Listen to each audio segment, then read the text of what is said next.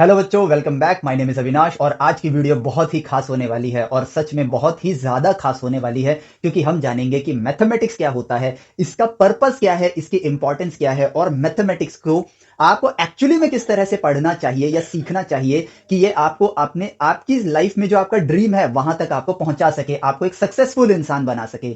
और मैथमेटिक्स जो है ना, बेसिकली देखिए, ये एक सब्जेक्ट नहीं है, ये इससे कहीं ज्यादा बढ़कर है। और कई लोगों को मैथ से प्यार होता है लेकिन बहुत से लोगों को नहीं भी होता है। क्यों? क्योंकि वो मैथमेटिक्स को एक्चुअली में वो गलत डायरेक्शन में पढ़ना स्टार्ट करते हैं या उसके मीनिंग को नहीं समझ पाए हैं जो उसका एक्चुअल मीनिंग है। आज हम मैथमेटिक्स के उस एक्चुअल मीनिंग को समझेंगे क्योंकि फर्क नहीं पड़ता आप अपनी लाइफ में आपने क्या एम चूज किया है, हर एम के लिए मैथमेटिक्स का रोल बहुत ही ज्यादा इंपॉर्टेंट होने वाला है। तो चलो इस चीज को समझते हैं और प्लीज इस वीडियो को पूरा देखिएगा क्योंकि ये एक्चुअली में ना आपकी स्टडी की जर्नी है, जो अब आप 11th में आते हो, आप मैथमेटिक्स साइंस लेते हो, तो आपकी इस जर्नी को बहुत ज्यादा आसान बनाएगा। आपकी जेई का जो एग्जाम आप जिसके लिए आप प्रिपेयर कर रहे हो, उस एग्जाम को ये वीडियो आपकी आसान बनाएगी। तो चलिए शुरू करते हैं। अब देखिए, मैथमेटिक्स है क्या? पहला और सबसे इंपॉर्टेंट सवाल यह है कि मैथमेटिक्स क्या है। क्या मैथमेटिक्स एक सब्जेक्ट है जिसको हमें सिर्फ रीड करना है और फॉर्मूलाज याद करने हैं? जवाब है नहीं, बिल्कुल भी नहीं। मैथमेटिक्स एक नीड है। हम ह्यूमंस की जब जब किसी प्रॉब्लम में फंसे हैं, हम लोग किसी चीज का सॉल्यूशन नहीं मिला है,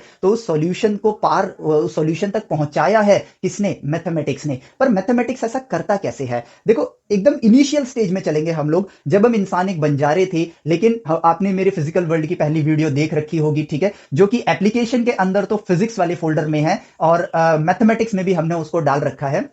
तो उसमें हमने जाना था कि यार यहां पर जब हम लोगों को सेफ्टी मिली थी फायर की, तो हमने सोचना स्टार्ट किया था और उसी में हमने शुरुआत करी थी जोड़ घटाव से। और नेचर गूंगा होता है, नेचर बात नहीं कर सकता है, लेकिन नेचर आपको चीजें दिखाता है। अब देखो, नेचर ने क्वांटिटीज को आपको हर वक्त दिखाया कि मेरे पास ज्यादा फूड है, तुम्हारे पास कम फूड है, और इसी चीज को हमने नंबर्स देने स्टार्ट करे, 1 2 3 4, और जिसके पास कुछ नहीं है उनके लिए नंबर आया 0। ठीक है, और इन्हीं नंबर्स के साथ हमारे पास नंबर सिस्टम आना स्टार्ट हुआ। अब यहां पर नोट करना, नेचर ने पहली बार हमको चीजें दिखाई और हमने उसको एक सिंबल दिया। वन क्या है? एक सिंबल ही तो है जो ये बताता है कि मैं एक क्वांटिटी को रिप्रेजेंट कर रहा हूं। टू क्या है? एक सिंबल ही तो है जो ये रिप्रेजेंट करता है कि मैं दो क्वांटिटी को दर्शा रहा हूं। सिमिलरली 3 4 5 6 7 8 9।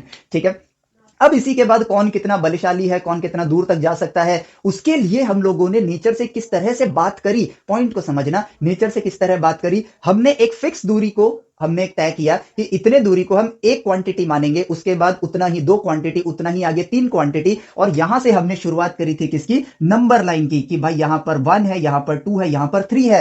नोट करना, यहां पर आपकी ऑब्जर्वेशन बहुत जरूरी है। ये वो क्वांटिटीज हैं कि मैं इतना चला, उसके मुकाबले दूसरा इतना गया, तीसरा उससे ज्यादा गया, इससे कंपैरिजन होना स्टार्ट हो गया। और नेचर से हम बात कर पा रहे हैं किसके जरिए? नंबर्स के जरिए। अब यहां पर हमने फिर क्या ऑब्जर्व किया कि यार आगे जाना, हमने ये तो जानते थे कि plus minus addition and subtraction है, लेकिन अब हम नेचर से वापस से बात कर रहे थे, तो हमने कहा आगे जाने पर तो चीजें नंबर्स ऐड हो रहे हैं कि भाई 2 कदम आगे बढ़े तो 2 स्टेप, फिर 1 कदम और आगे बढ़ा तो +1, यानी कि मेरे फाइनल मैंने 3 कदम चले हैं। लेकिन पीछे आने पर घटाव मिल रहा था, यानी सब्ट्रैक्शन मिल रहा था। फिजिकल वर्ल्ड वाली वीडियो में आप लोगों ने देखा है। अगर वो वीडियो आपने नहीं देखी है तो आपको उसका लिंक आपको एप्लीकेशन के अंदर फिजिक्स में मिल जाएगा और मैथमेटिक्स वाले फोल्डर में भी उसका लिंक हमने डाल रखा है। ठीक है, और अगर ये वीडियो आप YouTube पे देख रहे हो तो आई बटन पे या डिस्क्रिप्शन में आपको उसका लिंक मिल जाएगा। ठीक है, सो अब देखो, हमने ये ऑब्जर्व किया कि प्लस माइनस सिर्फ एडिशन सब्ट्रैक्शन नहीं है, ये डायरेक्शंस भी हैं। और यहां तक आने पर हम लोगों को एक बात पता चल गई कि लैंग्वेज से ही लैंग्वेज सीखी जाती है। अब मैंने यहां लैंग्वेज क्यों बोला?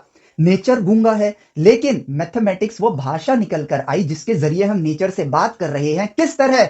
उसको नंबर्स देकर। ध्यान से देखना, ऑब्जर्वेशन करनी है आपको। Observation is the first step towards right of education. तो यहां पर आप ऑब्जर्व करो कि नेचर से ही तो हम बात कर रहे हैं। ये जो क्वांटिटीज हैं, इनको हमने कैसे डिफाइन किया? सिंबल्स के जरिए, कि ये इतना कम है, ये इतना ज्यादा है, ये बहुत ज्यादा है, ये बहुत कम है, ये तो कुछ भी नहीं है। कैसे? इस 1 2 3 के जरिए। और यही तो बना हमारा नेचर से बात करने का वे, बात करने का तरीका। यानी कि मैथमेटिक्स कोई सब्जेक्ट नहीं है। मैथमेटिक्स क्या है? ध्यान से समझना, इस बात को समझना। क्या ये आप फील ही कर चुके हो? मैथमेटिक्स एक लैंग्वेज है जिसकी मदद से आप नेचर से कम्युनिकेट कर सकते हो।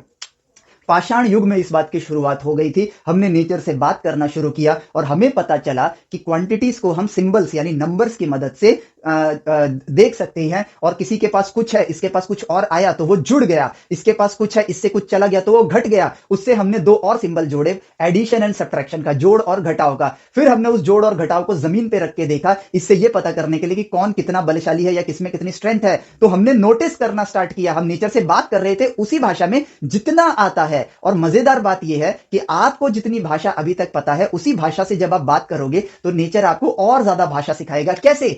आपको जोड़ घटाव पता था, जब आपने उसको नंबर लाइन पे देखना स्टार्ट किया तो आपको पता चला कि प्लस माइनस सिर्फ एडिशन सब्ट्रैक्शन नहीं, डायरेक्शंस हैं। और इसी से हम लोगों ने फिर आगे चल के एक बड़ी मजेदार चीज डेवलप करी, और वो क्या था? फ्रेम ऑफ रेफरेंस, जिसकी मदद से हम अब किसी की भी दूरी या पोजीशन बता सकते हैं। नेचर खुद आपको गाइड कर रहा है कि आपको क्या सीखना है। और यहां पर एक चीज आप नोट करोगे, हमको नीड पड़ रही है अब उस चीज की। इवोल्यूशन में भी हमको नीड पड़ी और दूसरों से आगे बढ़ने के लिए भी हमको नीड पड़ी। कैसे? हमने देखा कि यार एक लाइन पर एक दिशा जहां आपकी आंखें देख रही हैं वो दिशा बन गई आपकी प्लस वाली डायरेक्शन, और जहां आपका पीछे वाला डायरेक्शन है वो बन गया आपका माइनस। और आपने एक नंबर लाइन बनाई, +1 +2 +3 -1 -2 -3। फिर किसी ना किसी के मन में ये इंटेलिजेंट सा ख्याल आया कि यार इसकी मदद से तो हम किसी भी डायरेक्शन में किसी की भी पोजीशन बता सकते हैं, क्योंकि हर कोई सिर्फ सीधी रेखा में थोड़ी होता है। तो उसने कहा कि यार एक काम करो, एक और परपेंडिकुलर लाइन बनाते हैं यहां पर, और इस दिशा को हम बोलते हैं +1 +2 +3। सिमिलरली अगर आप इस दिशा में, मान लो इसको मैं लेफ्ट साइड बोलता हूं, इसको मैं राइट साइड बोलता हूं, राइट साइड को हमने दिया -1 -2 -3। और देखो ये कितना इंटेलिजेंट आइडिया निकल कर आया। क्यों? क्योंकि अब आप सिर्फ सीधी रेखा में ही नहीं, आप ये भी बता सकते हो कि 1 2 दो कदम आगे और 3 कदम आप यहां पर राइट में चले जाओ, तो यहां से आप बता सकते हो +2 -3। आप उस दूसरे पर्सन के पोजीशन को भी बता सकते हो। आप एक कदम आगे जाओ, 2 कदम लेफ्ट में जाओ, तो आप बता सकते हो कि ये पर्सन खड़ा है +1 +2 पर। प्लस का मतलब क्या है? डायरेक्शन। ध्यान से, प्लस का मतलब क्या है? डायरेक्शन। और +1 +2 का मतलब ये है, हमने डिफाइन कर दिया है कि ये दिशा प्लस है और ये दिशा प्लस है, ये दिशा माइनस है और ये दिशा माइनस है। एक्स एक्सिस, और हमने इसको नाम दे दिया आज के जमाने में कि इसको हम एक्स एक्सिस कहेंगे। ठीक है, पहले इसको एब्सेसिका फिर ऑर्डिनेटा इस तरह से नाम दिया गया था। नाम से फर्क नहीं पड़ता, लेकिन अब मैं ये हमने एक स्टैंडर्ड बना दिया कि भाई पहले इस एक्सिस वाला लिखो, बाद में इस एक्सिस वाला लिखो। और अब इससे बात करो, जरा एक बार बात करके देखो। +1 क्या बोल रहा है? ऑर्डिनेटा, यानी सॉरी इस एक्सिस पर जाना है हमें। ठीक है, तो यहां पर ये एब्सेसिका है, मैंने गलती से ऑर्डिनेटा बोल दिया, कि आपको एक्स एक्सिस पर जाना है। तो +1 का मतलब है 1 मीटर, 1 सेंटीमीटर, 1 किलोमीटर या 1 कदम, जो आपने तय किया है उसके हिसाब से 1 कदम या 1 किलोमीटर आगे जाओ। और फिर 2 किलोमीटर प्लस में लिखा है, मतलब आप लेफ्ट में मुड़ जाओ और आगे बढ़ जाओ, आप उस लोकेशन पर पहुंच जाओगे। सिमिलरली इसको देखो, इससे बात करो, ये बोल रहा है +2 2 किलोमीटर एक्स एक्सिस पे, यानी इस दिशा में आगे बढ़ जाओ, और 3 किलोमीटर आप अपने राइट में चले जाना, आप उस लोकेशन पर पहुंच गए। नेचर ने आपको खुद गाइड कर दिया पोजीशंस को पढ़ने के लिए, पोजीशंस को ढूंढने के लिए। अब उसके बाद हर इंसान इस तरह से तो नहीं जाएगा, तो यहां से एक खुद ब खुद नीड निकल कर आई कि ये वाला डिस्टेंस कितना है, ये वाला डिस्टेंस कितना है। आप यहां पर एक कोऑर्डिनेट ले लो, ये वाला डिस्टेंस कितना है। ठीक है, और यहां से आपको नजर आने स्टार्ट हुए geometric figures, right angle triangles, और खुद ब खुद नीड निकल कर आ गई। और हम इंसानों ने स्टडी करना स्टार्ट किया, और वो इंसान थे आपके पाइथागोरस, जिन्होंने यहां पर पाइथागोरस थ्योरम दी। और अब हम इसकी भी लेंथ बता सकते हैं, क्योंकि ये बेस है, ये हाइपोटेन्यूज है। नेचर में आप चीजों को, जब आप नेचर से कम्युनिकेट कर रहे होते हो, तो आपकी नीड खुद ब खुद जागती है, और उसी नीड को आप अपनी प्रीवियस लैंग्वेज यानी मैथमेटिक्स के जरिए स्टडी करते हो, तो आगे की भाषा आपको नेचर खुद सिखाता है। और इसी के साथ अब यह भी निकल कर आया कि यार इस दिशा में अगर मैं यहां पर एक एंगल देखूं कि कितना मुझे रोटेट होना होगा, कितना मुझे रोटेट होना होगा इस दिशा में आगे बढ़ने के लिए, तो यहां से एंगल्स की नीड आ गई, और खुद ब खुद आगे चल के हमारी ट्रिग्नोमेट्री डेवलप हुई। तो मैथमेटिक्स एक लैंग्वेज है नेचर से कम्युनिकेट करने के लिए। और डोंट वरी, ये सारी चीजें, आपका पाइथागोरस थ्योरम कैसे आया, ट्रिग्नोमेट्री कैसे आया, हम मैथमेटिक्स के एक्चुअल चैप्टर्स को शुरू करने से पहले इन सारी चीजों को स्टडी करेंगे। और ये सारी चीजें ना आपको एप्लीकेशन के अंदर सीक्वेंस में मिल जाएंगी। दैट इज वाई आप हमारे एप्लीकेशन को डाउनलोड करो और चीजों को सही वे में स्टडी करो, क्योंकि हम आपकी पढ़ाई को आसान बनाएंगे। जो उसका एक्चुअल पर्पज है, उस पर्पज में हम लोग उसको पढ़ेंगे। ठीक है, सो अब देखो, ट्रिग्नोमेट्री की नीड आ गई हमें, ठीक है, हमें पाइथागोरस की नीड थी इसलिए डेवलप किया, इसलिए नहीं कि यार बस हमने यहाँ पर क्या कहते हैं आपको एग्जाम बनाकर देना है, आपका जेई का पेपर होगा उसमें आपको क्वेश्चंस आएंगे, इसलिए थोड़ी पाइथागोरस डेवलप हुई थी। नेचर में उसकी नीड है और आप भी इसको यूज करते हो। अब देखो, अब हमने यहां पर ज्योमेट्रिक फिगर्स के साथ मूव करना स्टार्ट किया और इतनी जर्नी में हमें यह तो पता चल गया कि नंबर्स की बहुत ज्यादा अहमियत है। नेचर से कम्युनिकेशन शुरू हुआ था किसके जरिए? नंबर्स के जरिए। और इन्हीं नंबर्स पे स्टडी करना एक पार्ट बन गया आपका मैथमेटिक्स का, कि जितनी लैंग्वेज आपको आती है उसी लैंग्वेज से और सारी चीजें आपको सीखनी चाहिए। नेचर से आप बात करोगे, जितनी भाषा आपको आती है नेचर आपको और लैंग्वेज में और ज्यादा एक्सपर्ट बनाएगा, ठीक है। और यही काम आज तक चलता आ रहा है, जिससे अब ये एक मैथमेटिक्स एक पूरी की पूरी एक ब्रांच बन चुकी है जिसमें हमने बहुत कुछ अचीव किया है। और वही सारे नॉलेज आप लोगों को ग्रहण करना है ताकि आप अपनी जिंदगी में नेचर से, नेचर का मतलब सब कुछ, एवरीथिंग अराउंड योर सराउंडिंग, ठीक है, जिसमें आपका सोना उठना, जॉब करना, स्कूल जाना, ट्रांसपोर्टेशन, जो कुछ भी आप करते हो, चाहे आप बायो की फील्ड में ही क्यों ना हो, आप नेचर से बात सिर्फ मैथमेटिक्स के जरिए करते हो, ठीक है। सो मैथमेटिक्स सीखने की इंपॉर्टेंस क्या है आप लोगों के लिए? नेचर से बात करना आएगा आपको। आप जो सपना अपना पूरा करना चाहते हो, हर सपने के लिए आपको मैथ्स की जरूरत पड़ेगी, ठीक है। चलो, तो अब देखो, तो भाई यहां पर इसकी इंपॉर्टेंस हमें समझ आया, इसका पर्पस हमें समझ आया। अब कहानी को थोड़ा और आगे बढ़ाते हैं हम लोग, ठीक है। नेचर से जब हम बात कर रहे थे, नेचर हमको और ज्यादा चीजें सिखा रहा था, हमको नीड नजर आनी स्टार्ट हुई। और साथ ही साथ ये जो नीड वाली बात है ना, इस चीज पर अगर हम गौर करें तो यहां पर हम एक चीज देखेंगे कि पहले क्या, आज भी इंसान क्यूरियस है, ठीक है। वो अलग बात है कि आज के टाइम पे सोशल मीडिया हम लोगों को उतना क्यूरियस रहने नहीं देता, लेकिन पहले ये नहीं था, ठीक है। तो पहले का इंसान ये जानना चाहता था कि यार ये धरती जो है, अगर ये सपाट है, ये फ्लैट है, तो इसका एंड कहां पर है, इसका एंड कहां पर है। और इंसानों को कभी एंड मिल नहीं रहा था, ठीक है। लेकिन फिर एक इंसान ने नोटिस किया कि यार सूरज से जो किरणें आती हैं वो एकदम सीधी सीधी आती हैं, चाहे आप कहीं पर भी जाओ वो किरणें हमेशा सीधी आएंगी, ठीक है। डिपेंड करता है कि सूरज आपको कैसे नजर आ रहा है, ठीक है। लेकिन एक वक्त पर जो भी उसकी रेज होंगी पूरी पृथ्वी पर पैरेलल आएंगी। एक वक्त पर मान लो कि अगर वो किरणें इस तरह से आ रही हैं तो वो पैरेलली ही आएंगी। तो एक महान गणितज्ञ थे बहुत पुराने जमाने में, आज से 2200 साल पहले, उनका नाम था इराटोस्तीन। उन्होंने एक गजब की चीज नोटिस करी, डिस्कवर किया, ठीक है। नेचर आपको चीजें बोलता नहीं है, नेचर आपको चीजें दिखाता है। और इराटोस्थीन ने क्या डिस्कवर किया? उन्होंने देखा कि यार धरती पर एक जगह थी ए, जहां पर वो एक वक्त पर थे, वहां पर वो कुएं को देख रहे थे, ठीक है। कुएं के बाद उन्होंने उस चीज को एक बांस के डंडे से किया। तो वो मैं सीधा डंडे पर आता हूं, ठीक है। इसके ऊपर मैंने प्रॉपर वीडियो बना रखी है, आपको यूट्यूब पे मिल जाएगा, अमेजिंग हिस्ट्री के नाम से प्लेलिस्ट होगी।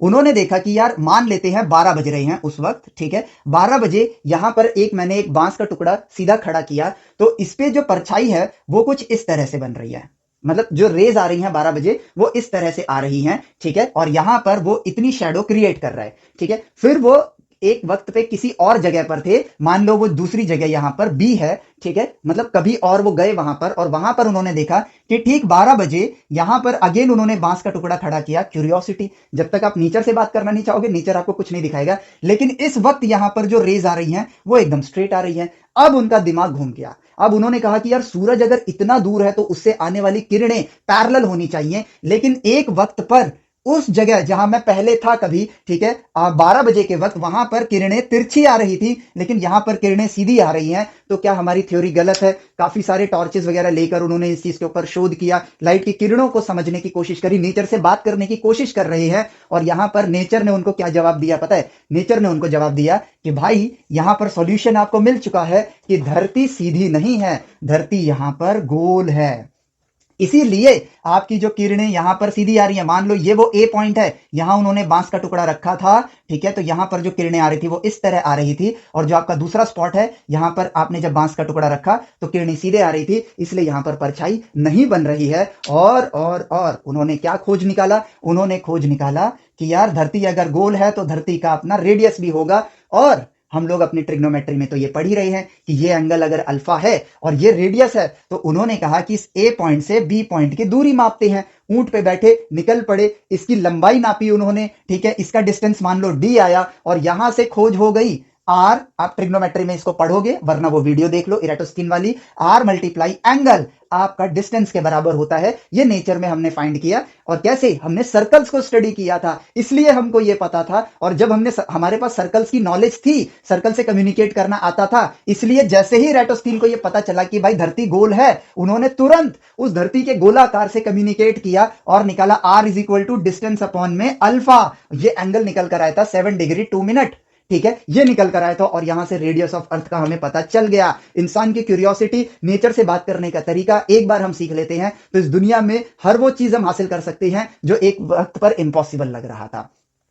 तो ये है मैथमेटिक्स का एक्चुअल पर्पस, ये है वो नीड जिसके लिए मैथमेटिक्स आपको पढ़ाई जाती है। लेकिन हम एक गलती करते हैं, पता है क्या? हम मैथमेटिक्स को एक फॉर्मूले की किताब बनाकर पढ़ रहे हैं, क्वेश्चंस करने के लिए पढ़ रहे हैं। क्वेश्चंस करना है, इसमें कोई शक नहीं है, लेकिन अपनी नॉलेज को एनहांस करने के लिए क्वेश्चन करना है। इसलिए थोड़ी करना है कि यार सिलेबस में है, क्वेश्चंस करो और हर क्वेश्चन के साथ ज्ञान को प्राप्त करो। ठीक है, जब आप क्वेश्चन कर रहे होगे तो आपको मैथमेटिक्स पढ़ने का एक बहुत ही तगड़ा गुण मैं आपको बताना चाहूंगा।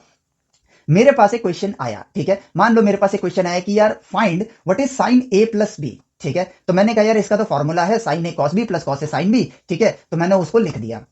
ये हुआ सिर्फ क्वेश्चन सॉल्व करने का तरीका। लेकिन अब हमने सोचना स्टार्ट किया कि यार साइन ए प्लस बी को एक्चुअली में कैसे ढूंढा गया होगा, इसका नेचर में क्या रोल होगा। इन सवालों को दिमाग में रख के जब मैं इस सवाल को कर रहा होऊंगा तो मेरी क्यूरियोसिटी जागेगी, और जब मेरी क्यूरियोसिटी जागेगी ना तो मैं उस साइन ए प्लस बी के फॉर्मूले के जड़ तक पहुंचने की कोशिश करूंगा। और जब मैं उस जड़ तक पहुंचूंगा तो मुझे पता चलेगा यार ये तो फ्रेम ऑफ रेफरेंस के साथ जुड़ा हुआ है कि एक आदमी इधर देख रहा है, दूसरा आदमी इधर देख रहा है, इनकी जो फ्रेम ऑफ रेफरेंस के हिसाब से उसका कोऑर्डिनेट और इनके फ्रेम ऑफ रेफरेंस के हिसाब से जो इनका कोऑर्डिनेट है, इनके बीच में संबंध बनाया जा रहा था। और आज के जमाने में आप सैटेलाइट्स का यूज करते हो, आप कंट्रीज के बीच में वॉर होते हैं, कोई इंफॉर्मेशन अपने हिसाब से देता है तो दूसरे पर्सन के लिए फ्रेम ऑफ रेफरेंस अलग होता है। इसके इंफॉर्मेशन को उसके इंफॉर्मेशन के हिसाब से मैच करने के लिए साइन ए प्लस बी की डिस्कवरी हुई थी, कॉस ए प्लस बी की डिस्कवरी हुई थी। अब यहां पर डिस्कवरी हुई था का मतलब ये नहीं है कि हमने किया था, हमने इन परिस्थितियों से बात करना स्टार्ट किया मैथमेटिकली और हमें इन चीजों की डिस्कवरी हो गई।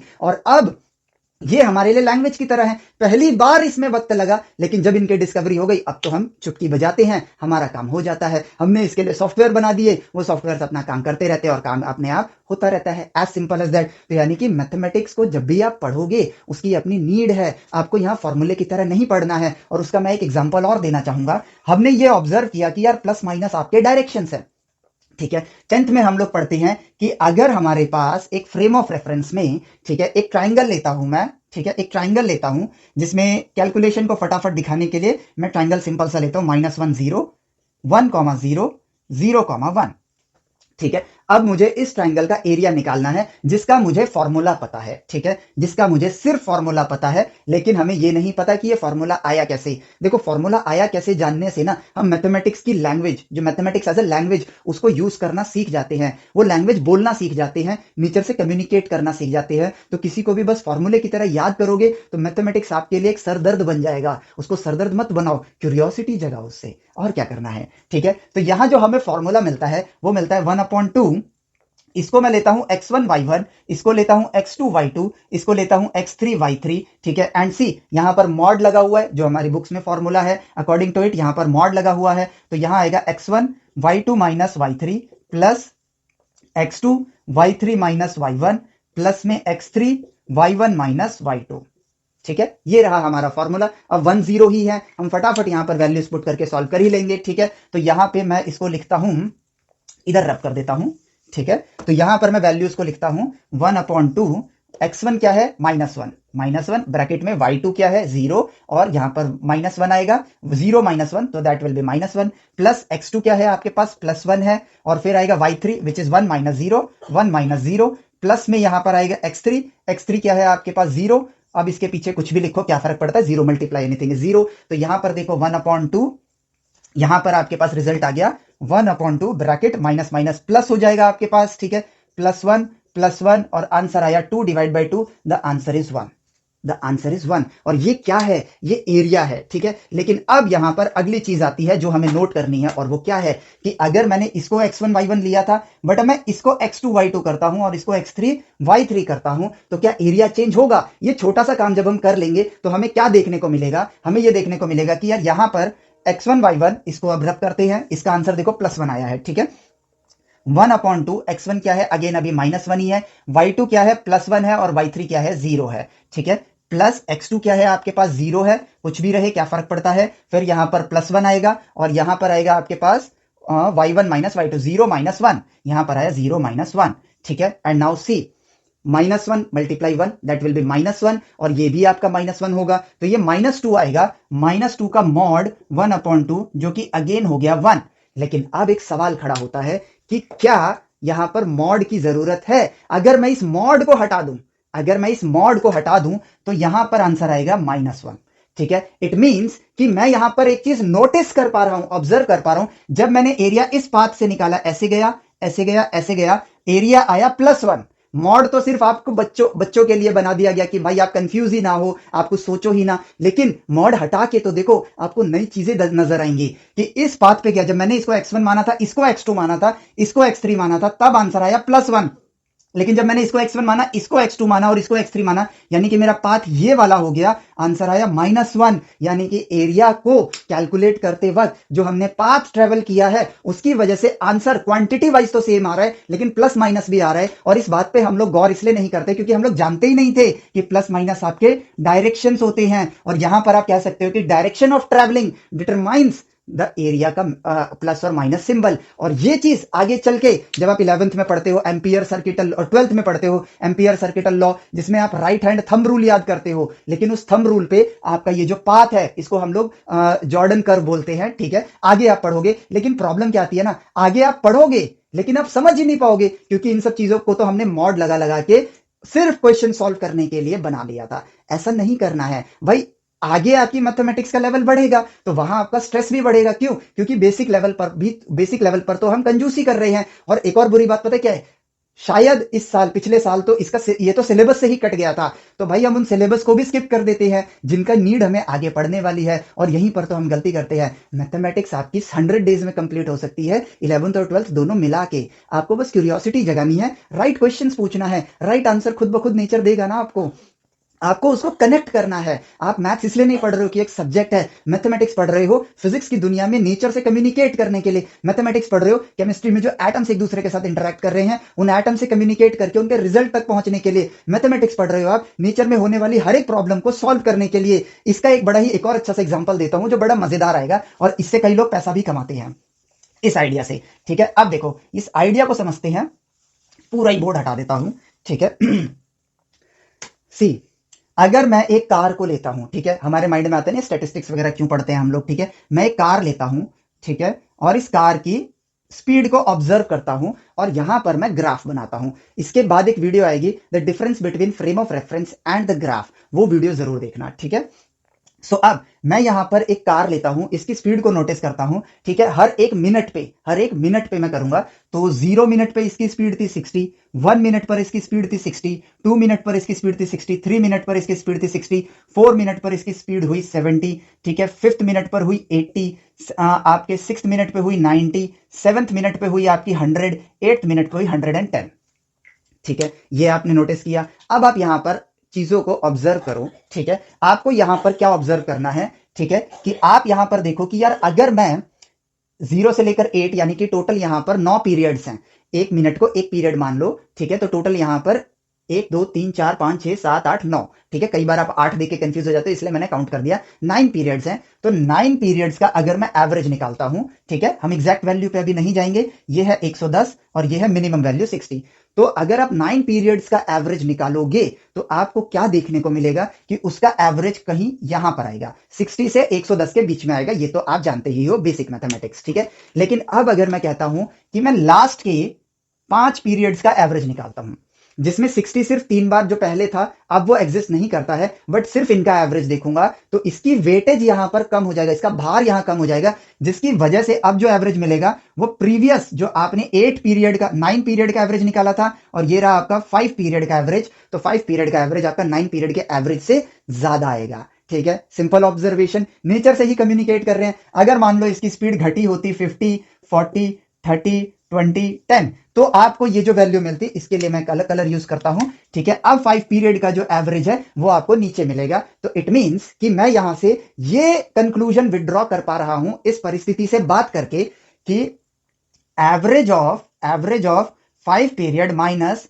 एवरेज ऑफ 9 पीरियड, ठीक है, इफ ग्रेटर देन 0, यानी कि देखो इसमें से इसको माइनस करेंगे तो ये बड़ा है ये छोटा है, तो ग्रेटर देन 0 आएगा, ठीक है। और यहां पर दूसरी परिस्थिति average of 5 period minus average of 9 period if less than 0, ठीक है। तो इसमें क्या बोल सकते हो आप, नेचर से बात करने की भाषा है ना, इसका मतलब क्या है कि गाड़ी की रफ्तार बढ़ी है। इसका क्या मतलब है, गाड़ी की रफ्तार घटी है। और इसी को लोग यूज करते हैं, इसी रफ्तार की जगह आप यहां पर इसको चेंज कर दो किस चीज से, ठीक है। ये 60 जो था ना, इसको आप मान लो स्टॉक का प्राइस मान लो, ठीक है। और यहां पर लोगों ने इसको एक टेक्निकल एनालिसिस बना दिया कि भाई 12 पीरियड का एवरेज लेते हैं और 20 पीरियड का एवरेज लेते हैं। 12 पीरियड के एवरेज में से 20 पीरियड के एवरेज को माइनस करेंगे, अगर वो ग्रेटर देन 0 आ रहा है इसका मतलब स्टॉक प्राइस राइज हो रहा है, ठीक है। और अगर नेगेटिव आ रहा है तो इसका मतलब स्टॉक प्राइस कम हो रहा है। ये ऑब्जर्वेशन हुई और इनका जो ये वैल्यू निकल रहा था ना, इसको हम लोग बोलते हैं मूविंग एवरेज। अब इस मूविंग एवरेज का भी उन्होंने क्या किया, जो ये वैल्यूज निकल कर आ रही है, मतलब ये जो डिफरेंस की जो वैल्यू आ रही है, इसको भी इन्होंने प्लॉट कर लिया और उसका भी एवरेज निकाला और उसके लिए एक अलग लाइन बना दी, ठीक है। उसके लिए क्या कर दिया, अलग लाइन बना दी। और उनको मैं दो अलग लाइन से दिखाऊंगा। ये ब्लैक कलर वाली जो लाइन है, मैं रेड कलर की लाइन लेता हूं। रेड कलर वाली जो लाइन है एवरेजेस का डिफरेंस है। मान लो ये लाइन इस तरह से जा रही है और जो ब्लैक कलर से अब मैं लाइन बनाने वाला हूं ये ग्राफ है, ठीक है। ये बेसिकली आपका ग्राफ है, ठीक है। तो यहां पर आप क्या देख रहे हो कि एवरेज का जो एवरेज जो ये है 5 पीरियड माइनस 9 पीरियड, ये बड़ा होता जा रहा है, ठीक है। इसका मतलब स्टॉक प्राइस राइज कर रहा होगा, ठीक है। लेकिन अब उन्होंने एवरेज का भी एवरेज निकाला जो कि थोड़ा आगे से निकलेगा, ठीक है। वो जो वैल्यू है, माफ करना, वो जो वैल्यू है वो ऐसे ऊपर जा रहा है। तो इस पॉइंट पर इन्होंने ऑब्जर्व करना स्टार्ट किया। देखो लोग कुछ विड्रॉ नहीं करते हैं, लोग कुछ नहीं बनाते हैं, नीचे में ऑब्जर्व किया जाता है कि इस पॉइंट पर आपको क्या मिलेगा, ये आपका बाई अपॉर्चुनिटी का टाइम है। यहां पे शेयर बाई करो और जब ये चीज वापस से ऐसे मुड़ के इस तरह से जाना स्टार्ट कर देगी और वापस से एक दूसरे को क्रॉस करेगी, ठीक है, यहां पर आप इसको सेल कर देना। और आपको जो आपका जो शेयर प्राइस है जिस पे आपने बाई किया था उससे ज्यादा पर ही आप उसको सेल करोगे, या जब ये कर्व ले यहीं पर इसको सेल कर देना, आपको प्रॉफिट होगा ही होगा। इसकी मदद से ज्ञानी लोग अपने शेयर्स की कब एंट्री करनी है कब एग्जिट करनी है ये तक प्रिडिक्ट कर लेते हैं। मैथमेटिक्स एक नीड है। आपको मैं यहां पर एक स्क्रीन पर शो कर रहा हूं, इसमें जो ये मिडिल वाली लाइन है इसी को बोला जाता है मूविंग एवरेज कन्वर्जेंस डाइवर्जेंस। और इसमें आप खुद देखो, मैंने एक बड़ा चार्ट यहां पर लगाया है जिसके अंदर आप क्या नोटिस कर पा रहे होगे, ठीक है। आप ये नोटिस कर पा रहे होगे, मैं थोड़ा पीछे हट जाता हूं, चार्ट आपके लिए बड़ा हो जाएगा। आप नोटिस कर पा रहे होगे, देखो मैंने एरो करके यहां पर बना रखा है कि इस पॉइंट पर बाई करना है और उसके कोरेस्पॉन्डिंग जो आपका शेयर प्राइस है आप उसको देखिए, और जब ये टर्न ले रहा है तब उसके शेयर प्राइस को देखिए। और आपके लिए अब ये टूल कितना एफिशिएंट वे बन गया शेयर्स में पैसों को इन्वेस्ट करने के लिए। तो देखो दुनिया में नीड है, इसीलिए मैथमेटिक्स है, और मैथमेटिक्स के जरिए आप दुनिया के राज खोल सकते हो। अब एक और राज की बात मैं आपको बताता हूं, यहां पर आपको बड़ा ही मजेदार मजेदार चीजें देखने को मिलेंगी, ठीक है। और वो क्या है कि यार आप नोटिस करो कि आप ए पॉइंट पर हो, ये दूसरा पॉइंट है, बी पॉइंट है, आप यहां से 10 किलोमीटर पर आवर की स्पीड से दौड़ते हुए आ रहे हो। ए पॉइंट से बी पॉइंट तक आप दौड़ते हुए गए, आपने अपनी स्पीड को चेंज नहीं किया, ठीक है। बहुत इंटरेस्टिंग बात होगी और बड़ा ही मजा आएगा। और यहां पर एक दुखद बात पता क्या है, 99.99% 11th एंड 12th ग्रेड में जो इस चीज को पढ़ा रहे हैं वो लोग इस चीज को इस तरह से नहीं जानते हैं। और इसीलिए मैं टीचर से भी दरख्वास्त करूंगा कि प्लीज इस चीज के सही मीनिंग को समझे, क्योंकि हमारा मेन मोटो होना चाहिए सबके पास सही ज्ञान आए। तो टीचर्स भी जब इस चीज के बारे में जानेंगे तो वो कैलकुलस को सही से बता पाएंगे। तो आप अगर कोई बच्चा इसको देख रहा है तो अपने टीचर्स को बोलो कि आप इस वीडियो को जरूर देखें, ठीक है। अब देखो मजेदार चीज, 10 किलोमीटर पर आवर की स्पीड से आप आ रहे हो, ठीक है। और आपने ना अपनी सबसे छोटी क्लास में एक टेबल पढ़ा होगा, 0 multiply 1 0, 0 multiply 2 0, 0 multiply 3 0, 0 multiply 4 0। In short अब मैं लिखूं 0 मल्टीप्लाई एनी नंबर इज 0, ठीक है। और आपने ये भी पढ़ा होगा 1 मल्टीप्लाई 2 आपका 2 है, 3 मल्टीप्लाई 7 आपका 21 है, 4 मल्टीप्लाई 3 आपके पास 12 है। तो इससे आप एक और कंक्लूजन निकालते हो कि 2 डिवाइड बाई 2 1 होगा, इससे कंक्लूजन निकलेगा 2 डिवाइड बाई 7 3 होगा, या फिर 21 डिवाइड बाई 3 आपके पास 7 होगा, इससे क्या कंक्लूजन निकलेगा 12 डिवाइड बाई 4 3 है, और 12 डिवाइड बाई 3 आपका 4 है। ये कंक्लूजन हम निकाल चुके हैं ऑलरेडी, बट हम कभी इन चीजों के बारे में ज्यादा सोचते नहीं है क्योंकि बड़ा ही आसान है। लेकिन अब पूरी 11th और 12th बच्चा फिजिक्स में मैथमेटिक्स में ऐसे अपने बाल नोचता है, ठीक है। क्यों नोचता है पता है? क्योंकि उसको कैलकुलस का असली मीनिंग ही नहीं पता होता है। क्यों नहीं पता होता है? हमने क्वेश्चन ही नहीं उठाया। You have to ask the right question to get the right answer. और देखो, अब आप 10 किलोमीटर पर आवर की स्पीड से चल रहे हो और आप एक बार भी नहीं रुके हो। बी पॉइंट तक भी आप 10 किलोमीटर पर आवर की स्पीड से ही जा रहे थे, ठीक है। इट मींस रियलिटी से जरा बात करते हैं, नेचर से हमने बात करी और हमें क्या पता चला कि भाई हमारी स्पीड हर वक्त 10 किलोमीटर पर आवर है, क्योंकि मैं तो रुका नहीं हूं। तो in reality you have a velocity of 10 kilometre per hour her point of time पर। चलो, अब आप यहां पर पहुंच चुके हो। मैंने यहां पर टाइम को फ्रीज कर दिया। मैंने यहां पर टाइम को फ्रीज कर दिया। जैसे ही मैंने टाइम को फ्रीज किया, टाइम तो बढ़ेगा नहीं। और अब जो मुझे ज्ञान है, उस ज्ञान का इस्तेमाल करता हूं और नेचर से बात करता हूं कि यार स्पीड जो होता है, ये होता है distance travelled divided by time taken. Time taken, ये ज्ञान मुझे है, आपको भी है, ठीक है। मुझे मतलब मैं आपके पॉइंट ऑफ व्यू से बात कर रहा हूं, ठीक है। तो यहां पर डिस्टेंस का ट्रेवल होना चाहिए और टाइम का टेकन होना चाहिए, लेकिन टाइम तो फ्रीज है, तो टाइम टेकन क्या हो जाएगा? जीरो। और डिस्टेंस, क्योंकि टाइम ही रुका हुआ, तो आप डिस्टेंस भी कहां ट्रेवल करोगे? आपका डिस्टेंस भी क्या होगा? जीरो। और यहां पर 0/0 की एक वैल्यू निकल कर आ रही है, ठीक है। अब आप कंफ्यूज, 0/0 की वैल्यू निकल कर आ रही है मतलब हमने तो सुना है कि 0/0 की तो कोई वैल्यू नहीं होती है, नॉट डिफाइंड होता है, लेकिन ऐसा नहीं है। इसीलिए तो हम इतना स्ट्रगल करते हैं। अब देखो, आप रियलिटी से बात करो, आपके पास वेलोसिटी है, आप सवाल पूछो। यस है, क्योंकि मैं यहां से यहां तक कांस्टेंट वेलोसिटी से मूव करते हुए गया हूं, लेकिन यहां पर मैं वेलोसिटी निकाल नहीं पा रहा हूं। लेकिन अगर मैं कहूं कि 0/0 को आपको कोई वैल्यू देनी होगी, तो आप कौन सी वैल्यू दोगे? कि यार है तो ये देखो, डिस्टेंस अपॉन में टाइम टेकन को ही लिया है मैंने, लेकिन जो मेरी एक्चुअल वेलोसिटी है वो कितनी है? 10 है। तो ये 0/0 की वैल्यू क्या निकल कर आई? 10 निकल कर आई। चलो, इसकी स्पीड को बढ़ा देते हैं, 12 कर देते हैं। तो अब आपकी स्पीड क्या होनी चाहिए? अब आप इसको खुद ही वैल्यू दोगे कि भाई 10 नहीं, आप 12 हो, ठीक है। अगर मैं इसकी स्पीड को 22 कर देता हूं, तो आप खुद कहोगे कि भाई आप भी 22 हो, यानी 0/0 की वैल्यू आ रही है। और इसी पॉइंट की दुनिया को स्टडी करने के लिए न्यूटन सर और लेबनिज सर ने ही तो खोजी थी, डिस्कवरी करी थी। किसकी? कैलकुलस की करी थी। ये जो ये 0/0 आ रहा है ना, इसकी वैल्यू 10 कैसे होगी? अब कैलकुलस बनाई नहीं है, आपको नजर आ रहा है कि भाई अगर इस 0/0 को मैं कोई, अगर मैं पूछूं कि मेरी इंस्टेंट वेलोसिटी क्या है, तो आप खुद ही कहोगे ना यार, अगर 10 से आ रहा था तो 10 है, 22 से आ रहा था तो 22 है। तो 0/0 की क्या वैल्यू होनी चाहिए? वही जो उसकी इंस्टेंट वेलोसिटी है, जो आप रियलिटी में देख रहे हो। और इसी से तो बनी आपकी, सॉरी, डिस्कवर हुई आपकी कैलकुलस। और वही लॉजिक ही तो हमें समझना है। उसके बाद कैलकुलस कुछ भी नहीं है, कुछ भी नहीं है, एक्चुअली में कुछ भी नहीं है। हम क्या गलती करते हैं यार, ये 1 नहीं है, ये 1 के करीब का 1 है, ये 0 नहीं है, ये 0 के करीब का 0 है। गलत है ये सब कुछ, एग्जैक्ट 0 है ये, क्योंकि टाइम तो फ्रीज है, टाइम तो फ्रीज है। अब देखो यहां पर बचपन में हमें हिंट मिला था कि अगर ये लॉजिक सही है, तो हमने यहां सवाल नहीं उठाया था ना। इस लॉजिक के हिसाब से 0/0 1 होगा, 0/0 2 होगा, 0/0 एनी नंबर होगा। तो ये खुद हिंट दे रहा है ना भाई कि कैलकुलस आएगी एक दिन, जो आपको समझाएगी कि 0/0 की एक वैल्यू आप डिफाइन नहीं कर सकते हो, इसकी बहुत सारी वैल्यूज होती हैं। इसलिए आप बोलते हो नॉट डिफाइंड, लेकिन इसका मतलब ये नहीं है कि किसी एक पर्टिकुलर सिचुएशन में, परिस्थिति में ये डिफाइंड नहीं है। इस सिचुएशन में ये डिफाइंड है कि 0/0 की वैल्यू अगर 22 से आ रहा है, तो इसकी वेलोसिटी होगी 22 kilometre per hour. This is calculus. हम कैलकुलस में पूरा इसको डिफाइन करेंगे लिमिट के सेक्शन के अंदर, ठीक है। अदरवाइज ये वीडियो आपकी काफी ज्यादा लंबी हो जाएगी, ठीक है। अब एक और मजेदार चीज देखो, नीड है तभी तो मैथमेटिक्स है। इसी बात को बस मैं आपको बताना चाहता हूं। और वो नीड क्या है, अब देखते हैं हम लोग। यहां पर हम आज के टाइम पे जीपीएस यूज करते हैं, ठीक है। तो भाई ये लो, ये बन गई मेरी अर्थ, ठीक है, ये बन गई अर्थ। अब यहां पर ना जीपीएस हमारी लोकेशंस को कैसे बताता है, ठीक है। ये एक सैटेलाइट है, ठीक है, यहां एक सैटेलाइट है, यहां एक सैटेलाइट है, ठीक है। ये तीनों आपकी तरफ है, धरती के उस तरफ कोई नहीं है, तीनों सैटेलाइट आपकी तरफ है, ठीक है। और आप धरती पर यहां पर हो, तो ये सैटेलाइट को आपकी लोकेशन नहीं पता है। ये सैटेलाइट सिर्फ इतना जानता है, ये सैटेलाइट सिर्फ और सिर्फ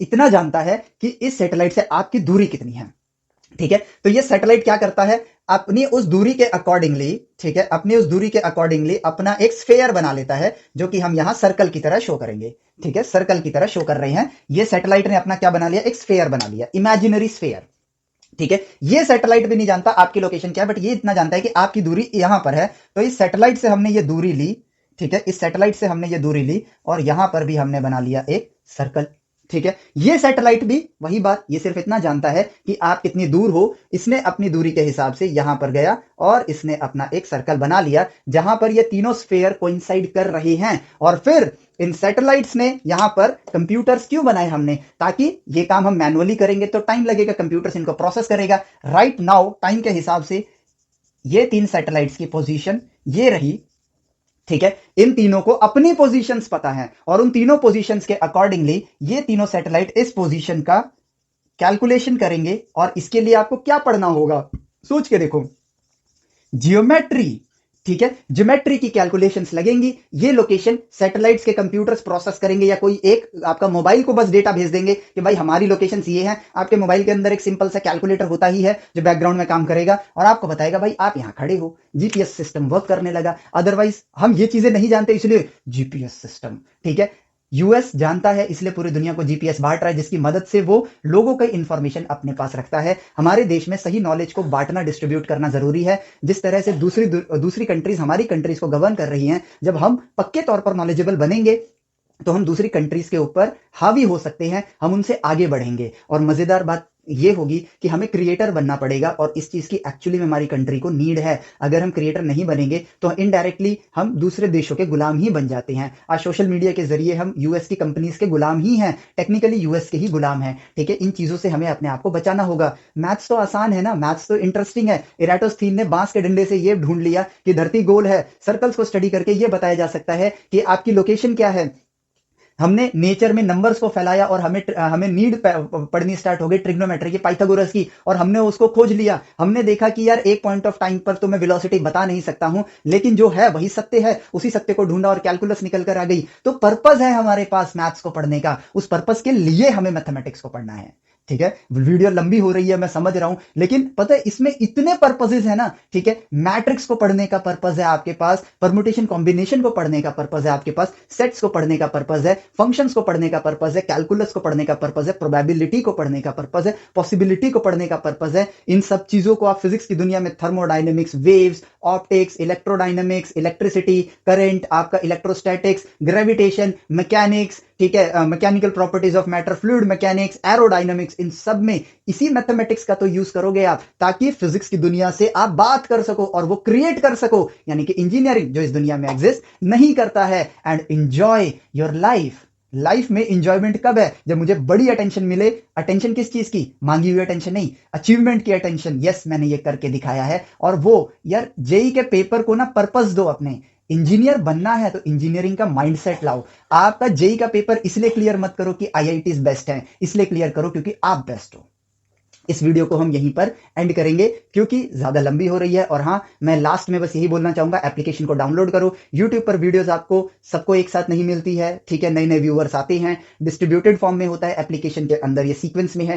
टेस्ट सीरीज है वहां पर, एक टेस्ट सीरीज जैसी दुनिया लेती है वैसी तो है ही, लेकिन एक हमारी पर्सनल टेस्ट सीरीज भी है जो आपके एप्टीट्यूड को चेक करेगा। वो आपको एप्लीकेशन में मिलेगा, वो यूट्यूब पे नहीं दे सकता हूं। और ऐसे आपको वहां पर नॉलेजेबल कंटेंट रिटन फॉर्म में मिलेंगे जो कि अगेन यूट्यूब पर नहीं दे सकते हैं। इस वजह से आपको मैं रिक्वेस्ट करता हूं कि आप ऐप पर आइए, तो प्लीज ऐप पर आइए, सीक्वेंस में पढ़िए और अपने आप को क्रिएटर बनाने के लिए आगे बढ़िए, ठीक है। सो इस वीडियो के लिए इतना ही, मिलते हैं आपसे नेक्स्ट वीडियो में। Till then take care, bye bye, जय हिंद।